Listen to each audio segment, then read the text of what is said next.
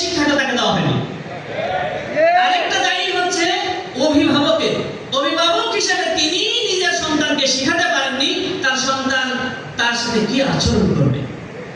এই সমন্বয়হীনতার কারণে, শিক্ষা ব্যবস্থার অভাবের কারণে এবং বিশেষ করে পারিবারিক আদর্শ ভিত্তিক গড়ে না ওঠার কারণেই আজকে মূলত আমাদের এই অবস্থা হচ্ছে। আমরা চাই না যে আমাদের ছোট্ট সোনামণিদের ছোট্ট থেকে বিভক্ত।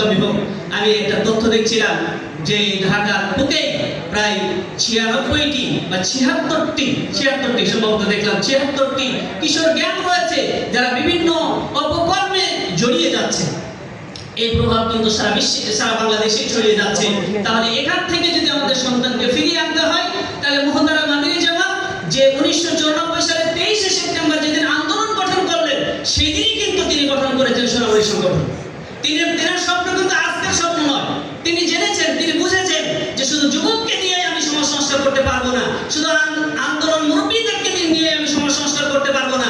এর জন্য আমাকে ভিত্তি মজবুত করতে হবে, আর ভিত্তি গড়ে তুলবে সোনামণি সংগঠন। এই জন্য সোনামণিদের কাজ করার জন্য সোনামণি যে মুখপত্র রয়েছে সোনামণি প্রতিভা, আপনারা আপনাদের সন্তানের জন্য কে কেনেন একটা হাত তোলেন তো। এই কয়েকজনের বাড়িতে সোনামণি আছে, এর মানে আপনারা সোনামণিদের কিছু অবহেলা করেন, এটা স্পষ্ট। সোনামণি কেন্দ্রীয় সাংস্কৃতিক প্রতিযোগিতা সিলেবাস বের হয়েছে, 15,500 সারা দেশে গিয়েছে। আপনি নিয়েছেন কি? যদি না নিয়ে থাকেন তাহলে আপনি বুঝতেই পারছি আপনি আপনার সোনামণিকে কতটা গুরুত্ব দেন।